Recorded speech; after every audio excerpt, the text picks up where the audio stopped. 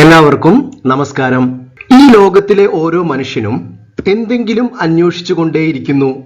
ചിലർ ശാന്തി അന്വേഷിക്കുന്നു, സന്തോഷം അന്വേഷിക്കുന്നു, സ്വാതന്ത്ര്യം അന്വേഷിക്കുന്നു. എന്നാൽ വേദാന്തം ഒരു സത്യം നമ്മളോട് പറയുന്നു. നിങ്ങൾ അന്വേഷിക്കുന്നത് ഒന്നും ഒരു പുതിയ കാര്യങ്ങളല്ല. നിങ്ങളുടെ കയ്യിലുള്ള കാര്യങ്ങൾ തന്നെയാണ് നിങ്ങൾ അന്വേഷിച്ചു കൊണ്ടിരിക്കുന്നത്.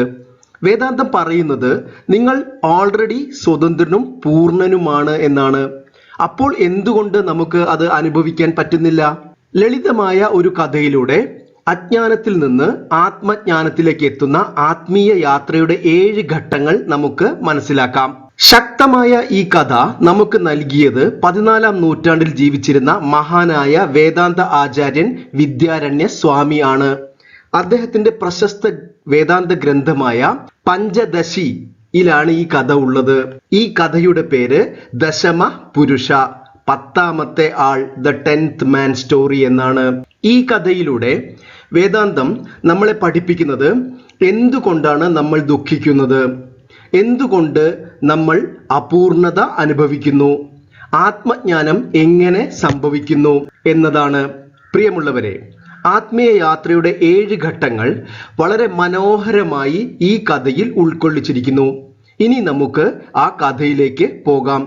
ഒരിടത്ത് കാടിന് നടുവിലുള്ള ഒരു ആശ്രമത്തിൽ ഒരു വയസ്സായ ഗുരുവും അദ്ദേഹത്തിന്റെ ശിഷ്യന്മാരും ജീവിച്ചിരുന്നു. അപ്പോൾ അടുത്തുള്ള ഗ്രാമത്തിൽ ഉത്സവം ആരംഭിച്ചു. സാധാരണ ഈ ഉത്സവത്തിന് ഗുരു പങ്കെടുക്കാറുണ്ട്. എന്നാൽ ഇത്തവണ ആരോഗ്യ പ്രശ്നങ്ങൾ മൂലം അദ്ദേഹം ശിഷ്യന്മാരോട് ഈ ഉത്സവത്തിൽ പങ്കെടുക്കാൻ പറഞ്ഞു.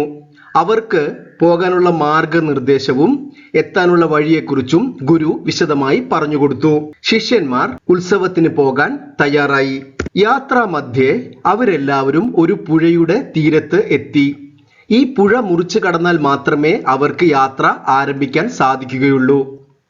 അപ്പോൾ ആ ശിഷ്യന്മാരിൽ ലീഡറായ ഒരു ശിഷ്യൻ അവരോട് പറഞ്ഞു, നമ്മൾ ഓരോരുത്തരും ശ്രദ്ധാപൂർവം ഈ പുഴ മുറിച്ചു കടക്കണം. പുഴ കടന്നതിന് ശേഷം എല്ലാവരും ഒരുമിച്ചതിന് ശേഷം മാത്രം യാത്ര ആരംഭിക്കാം. എല്ലാവരും അത് സമ്മതിച്ചു. അങ്ങനെ അവർ ഓരോരുത്തരായി പുഴ നീന്തി കടക്കാൻ തുടങ്ങി. അങ്ങനെ എല്ലാവരും അക്കരെ എത്തിയപ്പോൾ ആ ശിഷ്യന്മാരിലെ ലീഡർ പറഞ്ഞു, ഇനി നമ്മൾ എല്ലാവരും പുഴ മുറിച്ച് കടന്നോ എന്ന് ഒന്ന് ചെക്ക് ചെയ്യണം. അതുകൊണ്ട് ഞാൻ ഓരോരുത്തരെ എണ്ണാം, നിങ്ങൾ വരി വരിക്ക് നിൽക്കാൻ പറഞ്ഞു. അങ്ങനെ അദ്ദേഹം ഓരോരുത്തരെയായി ചൂണ്ടി എണ്ണാൻ തുടങ്ങി. 1, 2, 3, 4, 5, 6, 7, 8, 9. 10ാമൻ എവിടെ? 10ാമത്തെ ആളെ കാണുന്നില്ലല്ലോ. അപ്പോൾ വേറൊരു സ്റ്റുഡന്റ് പറഞ്ഞു, ഒരു പക്ഷേ നിങ്ങൾക്ക് തെറ്റിയതാവും, ഞാൻ എണ്ണാം. അയാളും ഓരോരുത്തരെയും ചൂണ്ടി എണ്ണാൻ തുടങ്ങി. 1, 2, 3, 4, 5, 6, 7, 8, 9. 10ാമത്തെ ആൾ കാണുന്നില്ല. പ്രിയമുള്ളവരെ, അവർ ചെയ്യുന്ന തെറ്റ് എന്താണെന്ന് നിങ്ങൾക്ക് മനസ്സിലായി കാണുമെന്ന് വിശ്വസിക്കുന്നു. അവർ സ്വയം എണ്ണുന്നില്ല. എന്തായാലും നമുക്ക് വീണ്ടും കഥയിലേക്ക് മടങ്ങാം. അവർ ഓരോരുത്തരും പരസ്പരം എണ്ണിയിട്ടും 10ാമത്തെ ആളെ കണ്ടുപിടിക്കാൻ കഴിഞ്ഞില്ല. അത് അവരിൽ കുറേശ്ശെ ഭയം ഉണ്ടാക്കാൻ തുടങ്ങി. അവരിൽ വന്ന ഒരാൾ പുഴയിൽ മുങ്ങി എന്ന് അവർ വിചാരിച്ചു. അത് അവർക്ക് താങ്ങാവുന്നതിലും അപ്പുറമായിരുന്നു. അവർ ഭയചകിതരായി കരയാൻ തുടങ്ങി. കാരണം ഒരുമിച്ച് യാത്ര ചെയ്ത ഒരാൾ വഴിമധ്യേ പുഴയിൽ മുങ്ങിയത് അവർക്ക് വല്ലാത്ത ദുഃഖമുണ്ടാക്കി. അപ്പോൾ അതുവഴി ഒരു ആൾ വരുന്നുണ്ടായിരുന്നു. അദ്ദേഹം കുട്ടികൾ ഇരുന്ന് കരയുന്നത് കണ്ടു. എന്താണ് കാര്യം എന്ന് അന്വേഷിച്ചു. അവർ സങ്കടത്തോടെ നടന്ന കാര്യങ്ങൾ അയാളോട് പറഞ്ഞു. ആ വന്ന ആൾ ഒരു ഗുരു ആയിരുന്നു. അദ്ദേഹത്തിന് അവർ ചെയ്യുന്ന തെറ്റ് മനസ്സിലായി. അദ്ദേഹം പറഞ്ഞു, നിങ്ങൾ വിഷമിക്കേണ്ട, നിങ്ങളുടെ കൂട്ടുകാരൻ ജീവനോടെ തന്നെയുണ്ട്, 10ാമത്തെ ആൾ ഇവിടെ തന്നെയുണ്ട്. പക്ഷെ അവർക്ക് അത് കേട്ടപ്പോൾ വലിയ വിശ്വാസമൊന്നും വന്നില്ല. അവർ സംശയത്തോടെ അയാളെ നോക്കി. ആ ഗുരു അവരോട് ഒന്നുകൂടി എണ്ണാൻ പറഞ്ഞു. മനസ്സില്ല മനസ്സോടെ ആ ലീഡർ വീണ്ടും എണ്ണാൻ തുടങ്ങി. 1, 2, 3, 4, 5, 6, 7, 8, 9. 9 എന്ന് എണ്ണി ആ കുട്ടി ഗുരുവിന്റെ മുഖത്തേക്ക് നോക്കി.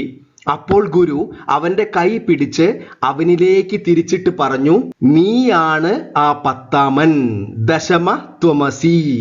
ഇത് കേട്ടതോടെ ആ കുട്ടി ആകെ ഷോക്കായി. എന്റെ ദൈവമേ, ഞാനായിരുന്നു ആ 10ാമത്തെ ആൾ. അപ്പോൾ ഉടനെ മറ്റു കുട്ടികളും എണ്ണാൻ തുടങ്ങി. 1 2 3 4 5 6 7 8 9 10. ഞാനാണ് ആ 10ാമൻ. സത്യം മനസ്സിലായപ്പോൾ അവരുടെ ദുഃഖവും ഭയവും എല്ലാം പോയി. സമാധാനവും സന്തോഷവുമായി ഉല്ലാസത്തോടെ അവർ ആ ഗുരുവിന് നന്ദി പറഞ്ഞ് യാത്ര തുടർന്നു. പ്രിയമുള്ളവരെ, ഇതാണ് ആ കഥ. ഇനി നമുക്ക് ഈ കഥയുടെ സന്ദേശം നോക്കാം. നമ്മൾ നേരത്തെ പറഞ്ഞ പോലെ ആത്മീയ യാത്രയുടെ 7 ഘട്ടങ്ങൾ ഈ കഥയിൽ വിദ്യാരണ്യ സ്വാമി ഉൾപ്പെടുത്തിയിരിക്കുന്നു. അത് എന്തെല്ലാമാണെന്ന് നമുക്ക് നോക്കാം. ആത്മീയ യാത്രയുടെ 7 ഘട്ടങ്ങൾ. ആദ്യത്തേത് അജ്ഞാനം, ഇഗ്നോറൻസ്. രണ്ടാമത്തേത് ആവരണം, കവറിംഗ് അല്ലെങ്കിൽ വെയിലിംഗ്. മൂന്നാമത്തേത് വിക്ഷേപം, പ്രൊജക്ഷൻ. നാലാമത്തേത് പരോക്ഷ ജ്ഞാനം, ഇൻഡയറക്റ്റ് നോളജ്. അഞ്ചാമത്തേത് അപരോക്ഷ ജ്ഞാനം, ഡയറക്റ്റ് നോളജ്. ആറാമത്തെ ഘട്ടം ദുഃഖ നിവൃത്തി, എൻഡ് ഓഫ് സഫറിംഗ്. അവസാന ഘട്ടം ആനന്ദ പ്രാപ്തി, അറ്റൈൻമെന്റ് ഓഫ് ബ്ലിസ്. ഇനി നമുക്ക് ഈ ഓരോ ഘട്ടങ്ങൾ ഈ കഥയിലും നമ്മുടെ ജീവിതത്തിലും എങ്ങനെ ബന്ധപ്പെട്ടിരിക്കുന്നു എന്ന് നോക്കാം. ആദ്യത്തേത് അജ്ഞാനം, ഇഗ്നറൻസ്. നമ്മൾ എല്ലാവരും അജ്ഞാനത്തിലാണ് ജനിച്ചു വീഴുന്നത്. നമ്മുടെ യഥാർത്ഥ സ്വഭാവത്തെ അറിയാത്ത അവസ്ഥയാണ് ഇത്. നമ്മൾ കരുതുന്നത് ഞാൻ ശരീരമാണ്, ഞാൻ മനസ്സാണ്, ഞാൻ പരിമിതനാണ് എന്നാണ്. ഈ കഥയിൽ നിങ്ങൾ നോക്കിയാൽ 10ാമത്തെ ആൾ അവിടെ ഉണ്ട്. പക്ഷേ അവർക്ക് അജ്ഞാനം കൊണ്ട് അത് അറിയാൻ കഴിയുന്നില്ല. ഇതേപോലെ നിങ്ങളുടെ യാഥാർത്ഥ്യം സച്ചിദാനന്ദ ആത്മാവ് ഇവിടെ ഉണ്ട്. പക്ഷെ നിങ്ങൾ അത് അറിയുന്നില്ല. ഇതാണ് ഒന്നാമത്തെ ഘട്ടം. 2 ആവരണം. അടുത്ത ഘട്ടത്തിൽ എന്താണ് സംഭവിക്കുന്നത്? അജ്ഞാനം നമ്മുടെ യാഥാർത്ഥ്യത്തെ എപ്പോഴും മറച്ചുകൊണ്ടേയിരിക്കുന്നു.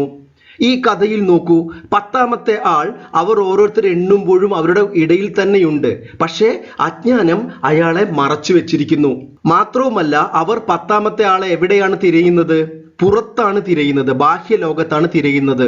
ഇതേപോലെ നമ്മുടെ അജ്ഞാനം നമ്മുടെ യാഥാർത്ഥ്യത്തെ മറച്ചു വെക്കുന്നു. നമ്മൾ പരിമിതനാണെന്ന് ചിന്തിച്ച് നമ്മൾ സുഖ സൗകര്യങ്ങൾ അല്ലെങ്കിൽ സുഖവും സന്തോഷവും പുറത്താണെന്ന് തെറ്റിദ്ധരിച്ച് പുറത്ത് അന്വേഷിക്കുന്നു. പക്ഷെ ഒരിക്കലും നമുക്കത് കണ്ടെത്താൻ കഴിയുന്നില്ല. ഈ കഥയിൽ 10ാമത്തെ ആളെ അവർ പുറത്ത് അന്വേഷിച്ചപ്പോൾ അവർക്ക് കണ്ടെത്താൻ കഴിഞ്ഞില്ല. അടുത്ത ഘട്ടം വിക്ഷേപം. വിക്ഷേപം എന്നാൽ പ്രൊജക്ഷൻ, അതായത് യഥാർത്ഥമല്ലാത്ത ഒന്നിനെ യാഥാർത്ഥ്യമാക്കി നമ്മുടെ മുമ്പിൽ അവതരിപ്പിക്കുന്നു. ഈ കഥയിൽ എന്താണ് സംഭവിച്ചത്? ആ 10ാമത്തെ ആൾ ജീവനോടെ ഉണ്ടായിട്ടും അദ്ദേഹം പുഴയിൽ മുങ്ങി മരിച്ചു എന്നൊരു യാഥാർത്ഥ്യം അവർക്ക് മുന്നിൽ അവതരിപ്പിക്കപ്പെട്ടു. അവർ അത് വിശ്വസിച്ച് ഭയചകിതരായി, വിഷമിച്ചു, സങ്കടപ്പെട്ടു. ഇതേപോലെ നമ്മുടെ യാഥാർത്ഥ്യം സച്ചിദാനന്ദ ആത്മാവാണ്. പക്ഷെ നമ്മുടെ മുമ്പിൽ അവതരിപ്പിക്കുന്നത് എന്തായിട്ടാണ്? ശരീരമായിട്ടും മനസ്സായിട്ടും അജ്ഞാനം അത് അവതരിപ്പിക്കുന്നു. നമ്മൾ അത് യാഥാർത്ഥ്യമാണെന്ന് തെറ്റിദ്ധരിച്ച് ജീവിക്കുന്നു. ദുഃഖത്തിലും ദുരിതത്തിലും നമ്മുടെ ജീവിതം മുന്നോട്ട് പോകുന്നു. പ്രിയമുള്ളവരെ, നമ്മൾ മിക്കവരുടെയും ജീവിതം ഈ ആദ്യത്തെ 3 ഘട്ടങ്ങളിൽ. നമ്മൾ ഈ കഥയിലെ കഥാപാത്രങ്ങളുടെ ജീവിതത്തെക്കുറിച്ച് ചിന്തിച്ചു നോക്കൂ. അവർ ആദ്യത്തെ 3 ഘട്ടത്തിൽ എങ്ങനെയായിരുന്നു ജീവിച്ചിരുന്നത്? കൂട്ടുകാരൻ പുഴയിൽ മുങ്ങി എന്ന മിഥ്യാധാരണയിൽ ഭയത്തിലും ദുഃഖത്തിലും ജീവിച്ചു. ഇതുപോലെ ഞാൻ പൂർണ്ണനല്ല, പരിമിതനാണ്, ലിമിറ്റഡ് ആണ്, ശരീരമാണ്, മനസ്സാണ് എന്ന ചിന്തയിൽ നമ്മൾ പരസ്പരം മത്സരിച്ചും താരതമ്യപ്പെടുത്തിയും അജ്ഞാനത്തിൽ, ദുഃഖത്തിലും ദുരിതത്തിലും ജീവിക്കുന്നു. ഇനി അടുത്ത ഘട്ടം പരോക്ഷ ജ്ഞാനം, ഇൻഡയറക്റ്റ് നോളജ്. ഈ കഥയിൽ ഈ ഘട്ടത്തിൽ ഒരു ഗുരു വരുന്നു. അവരോട് നിങ്ങൾ വിഷമിക്കേണ്ട, 10ാമത്തെ ആൾ മരിച്ചിട്ടില്ല, ജീവനോട് ഉണ്ട് എന്ന് പറയുന്നു. സത്യത്തെക്കുറിച്ച് പരോക്ഷമായി അവർക്ക് വിവരം നൽകുന്നു. എന്നാൽ അവർക്കത് വിശ്വസിക്കാൻ കഴിയുന്നില്ല. ഇതാണ് ഇൻഡയറക്റ്റ് നോളജ്. ഇതേപോലെ നമ്മുടെ ജീവിതത്തിലും ഗുരുക്കന്മാരും ഗ്രന്ഥങ്ങളും നിങ്ങൾ വിഷമിക്കേണ്ട, നിങ്ങൾ മനസ്സും ശരീരവുമല്ല, മറിച്ച് ബ്രഹ്മമാണ് അല്ലെങ്കിൽ സച്ചിദാനന്ദ ആത്മാവാണ് എന്ന് പറയുന്നു. നമ്മളത് കേൾക്കുന്നു, പക്ഷെ നമുക്ക് അനുഭവത്തിൽ വരുന്നില്ല, നമ്മൾക്കതിൽ വിശ്വാസം വരുന്നില്ല. പക്ഷെ നമ്മൾ സത്യത്തെക്കുറിച്ച് പരോക്ഷമായി മനസ്സിലാക്കുന്ന ഒരവസ്ഥയുണ്ട്. ഇതാണ് ഇൻഡയറക്റ്റ് നോളജ്. അടുത്തത് അപരോക്ഷ ജ്ഞാനം, ഡയറക്റ്റ് നോളജ്. ഇനി നമ്മുടെ കഥയിൽ ഗുരു എന്താണ് ചെയ്തത്? എണ്ണുന്ന ആളുടെ കൈ പിടിച്ച് അവനിലേക്ക് തിരിച്ചു. എന്നിട്ട് പറഞ്ഞു, നീയാണ് ആ 10ാമൻ. അത് അവനൊരു തിരിച്ചറിവ് നൽകി. ഞാൻ അന്വേഷിക്കുന്നത് പുറത്തല്ല, എൻ്റെ ഉള്ളിലാണ് എന്ന് അവന് മനസ്സിലായി.